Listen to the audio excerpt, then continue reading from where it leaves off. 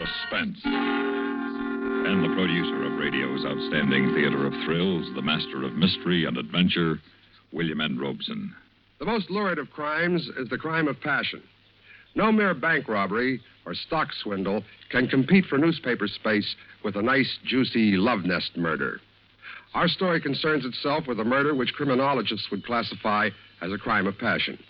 But we feel that it is just the opposite, a crime of no passion, a negative murder committed because passion had fled and love was dead, a homicide without hope. Listen then as Miss Cathy Lewis stars in A Statement of Fact, which begins in just a minute. And now, A Statement of Fact, starring Cathy Lewis. A tale well calculated to keep you in suspense. I'm sorry, no comment. Let me through, please. Will you let me through? Sorry, I have nothing to say at this time. Oh, hiya, Chris. You didn't waste any time. Can't afford to. How'd the press get in on this? The sheriff called him after I told him you were on your way down. Publicity hound, huh? Well, every little bit helps in an election year. Yeah. Where's the prisoner? In there with him. Where's she been hiding these last 3 days? I don't know. She isn't talking, at least to me. She'll talk to me. Just a minute. The sheriff left orders that he's not to be disturbed. What's your name? Deputy P.G. Thaler. Mr. Thaler, I want you to go and stand by that door over there. Huh? No one, absolutely no one, is to come through that door until I say so. I take my orders from Sheriff Morrow. Oh, you do? Thaler, Hey, I thought I told you I didn't want anyone around here. Morning, Sheriff. Who are you? Dale Christian, Deputy District Attorney. Oh, we can handle this situation all right, Mr. Christian. Is Mrs. Dudley in there? Yes. She's guarded? No need to go. Get in there, John. Don't take your eyes off her. Right, Chris. Now, look here. Now, you look here, Sheriff. You're going to do as I say. Just a minute there, Bradford. He has no right to go into my office. He has every right to go in there, and I'll show you why. Here. You see this? It's a warrant issued yesterday afternoon for the arrest of Ellen Randall Dudley. When you see that seal and that signature, your authority is automatically superseded. No one comes in here and tells me how to run my job. I'm telling you. You're trying to get your name and picture in every newspaper in the country at the expense of this case. I'll have no more of it. This is no pressman's holiday. If you have any brains at all, you'll take Mr. Thaler here and go outside and get rid of those reporters as fast as you can. I'll take action against you for this, Mr. Christian. You just do that, Sheriff, and see where it'll get you.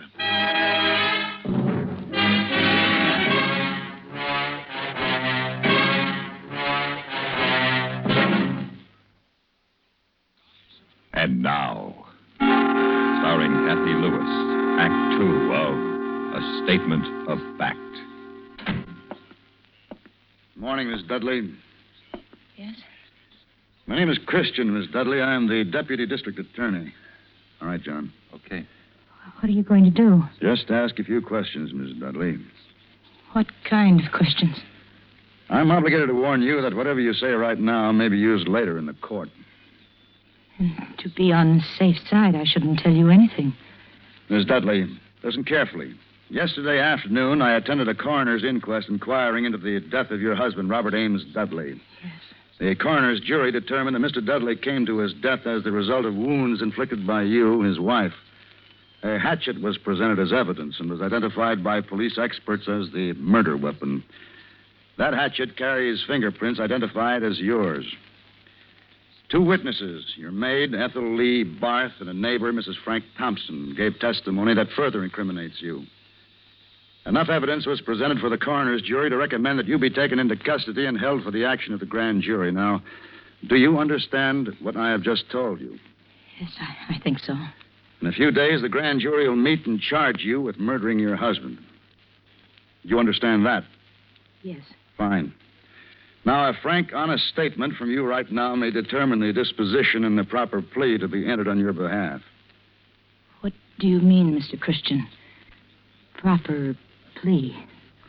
Miss Dudley, you murdered your husband on the night of the 13th. And the sooner you admit that, the better off you'll be. Suppose I don't admit anything. Then you can expect no clemency, and that, of course, is entirely up to you, Mrs. Dudley. But I must tell you that the death house in the state penitentiary is full of people who didn't listen to reason while they still had a chance. This is your chance, Mrs. Dudley, right here and now. Well?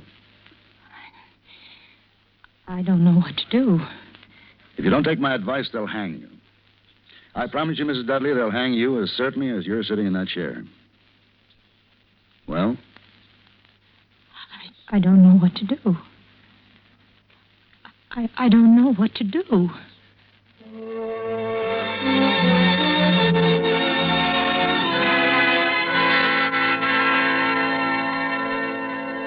And now, starring Cathy Lewis, Act 3 of A Statement of Fact. Now, suppose we begin at the beginning, Mrs. Dudley. The beginning. What was the beginning? I don't know. Well, let's say, where do you meet your husband?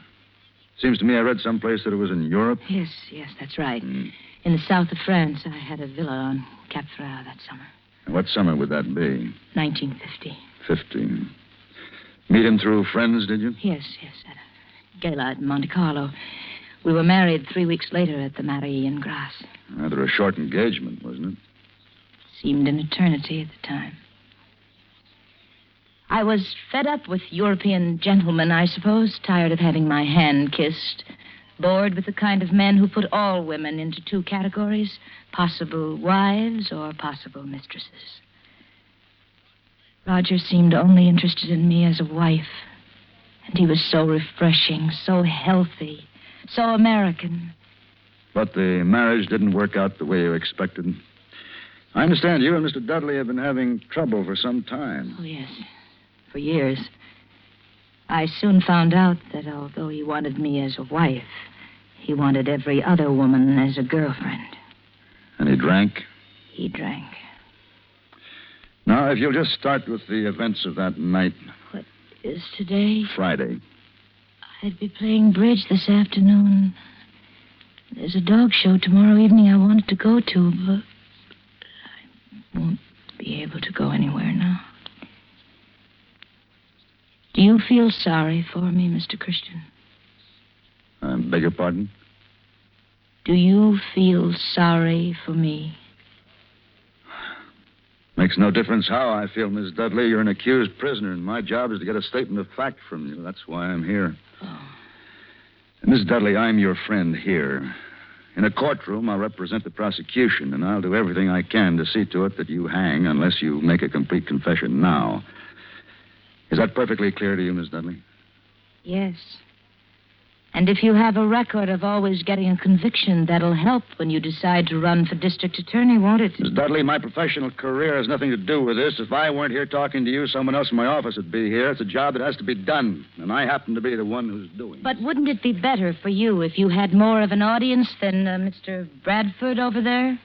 Wouldn't it be much better if you had me in a courtroom with reporters and photographers Miss Dudley, around do you to see? want to talk to me now? I don't mean to make you angry, Mr. Christian, but if all you've told me is true about what happened at the coroner's inquest and what will happen when the grand jury meets, you can hang me right now. I certainly can. And yet you're here to get my story. You must be uncertain about something. I told you I'm trying to help you, Mrs. Dudley, but I warn you, I am not uncertain about anything where you're concerned. Make no mistake about that. I have a duty to the people of this state, and that is to learn the facts of this case and present them before the court, and I intend to do that with or without your cooperation. Well? May I talk to you alone? You understand why Mr. Bradford is here? Yes, but I'd like to tell it to you alone. It can't possibly hurt anything to talk to you first, can it? All right, John, wait outside. I'll send for you when I need you. Right. Thank you.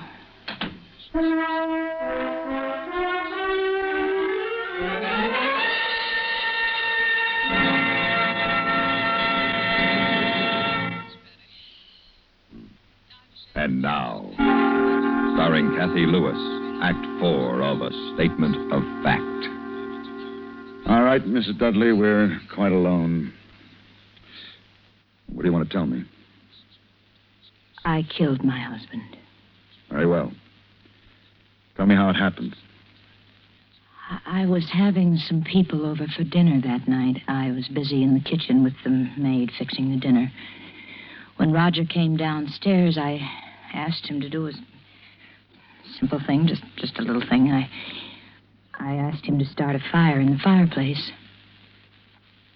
Go on, please. Well, he took so long down in the basement getting things ready for the fire, and our guests were arriving at 7:30. So I asked him to come up and make some martinis and let the fire go for the minute. He called me a name. Why? I never knew why he did things like that. I went downstairs to ask him why he was so angry, and he called me another name. It wasn't just the name or him being angry. It was all of the things he'd done to me before, the arguing and the fighting and the insults. When he started up the stairs, I picked up the hatchet and I hit him with it. He fell down. Then what did you do? I ran upstairs and put on my coat and left the house. Where have you been these last 3 days? I never left town. I took a room at a motel, and last night I decided I better get away, go east, maybe. Somebody recognized me at the bus station. Why did you kill him? He took my life away from me, Mr. Christian. I don't understand. When I went down the stairs that night and saw him standing there, I suddenly realized all he had taken from me. Everything that was young and fresh and wanting. And I despised him for it. So I killed him. Why? Why did you have to kill him? You could have divorced him, left him. Don't you see what he had taken from me, Mr. Christian? There was nothing left for him to steal from me, or nothing left for me to give to another man. Are you married? No, I'm afraid I've been too busy. You wouldn't know what a man can take from a woman if... Mr. Christian, am I someone you'd want to be married to if this terrible thing hadn't happened? Am I someone you'd be proud to have for a wife? You might be. That's all a woman needs, is to be wanted. Am I old and ugly and unattractive?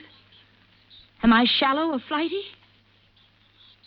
Look at me, Mr. Christian. I am. No. Stand up, please. Look at me. Close. Yeah. Would you want to be loved by me? You're very beautiful, Mrs. Dudley. Have you any idea what it means to be a beautiful woman, Mr. Christian? To be admired by every man and envied by every woman, and never to be sure of why? How many times have I heard those words, I love you? Wondered what they meant. What was loved? My face? My figure? My artificial makeup? My Dior gown? Or me? Maybe you can give me the straight answer, Mr. Christian. I haven't been able to get to the hairdressers recently. I've run out of lipstick. I'm afraid this suit needs pressing. Would you want to be loved by me, Mr. Christian? Yes. Yes, I would. Well, I was nothing to Roger Dudley, nothing. And my love was nothing to him. I was a fixture, a decoration, an animal. And he took all of it. My love and my life, and then he stood at the bottom of the stairs and called me a name. Mrs. Dudley, now, listen to me. Listen to me. Now, no one saw this happen. The maid was upstairs in the kitchen. Mrs. Thompson only heard it from next door. Now, no, listen to me, please. You can claim that you did it in self-defense. He came at you, and you picked up the hatchet, and you hit him with it to protect yourself. Now, you tell it that way when Mr. Bradford comes back here. There are a dozen good men in this state who'd be glad to represent you in court with a story like that. I'll be opposite them, but you can get off. In the end, you'll be charged with second-degree murder, and at the most, you'll get a suspended sentence. Don't you understand what I'm telling you? You can be free.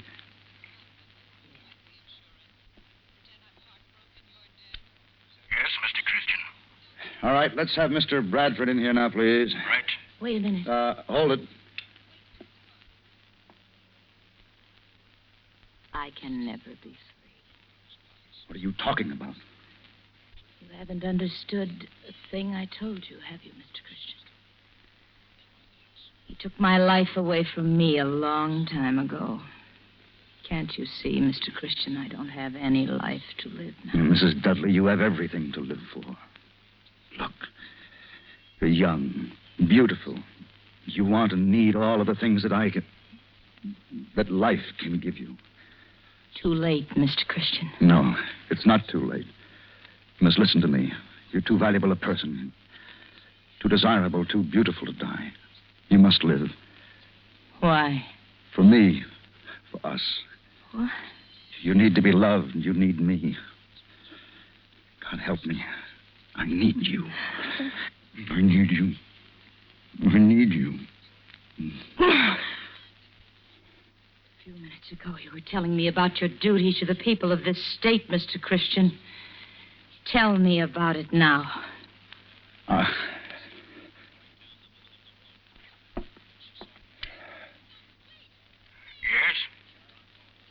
All right. Send in Mr. Bradford. I wanted to talk to you alone like this to make sure I was right. You're no different than he was, Mr. Christian. You'd take a woman and do the same thing to her that he did to me. Until you kissed me just then, I wasn't a person to you. I was an animal, a trapped animal. And if I let you help me escape from this trap, I'd just be escaping into a smaller one, a worse one. With you. You're another Roger Dudley. Okay, Chris? Chris? Are you ready to make your statement of fact, Mrs. Dudley? Yes. All right, John, take it down. From the beginning, Miss Dudley, just as it happened.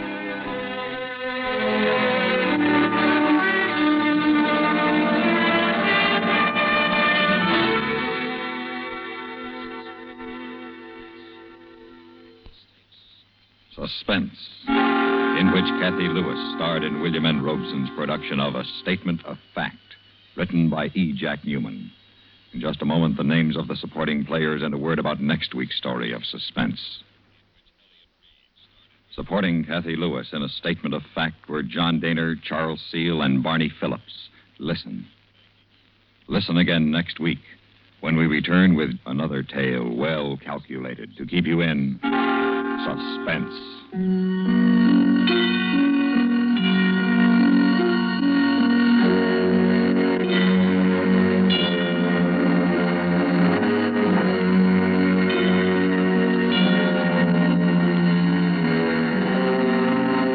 This is the United States Armed Forces Radio and Television Service.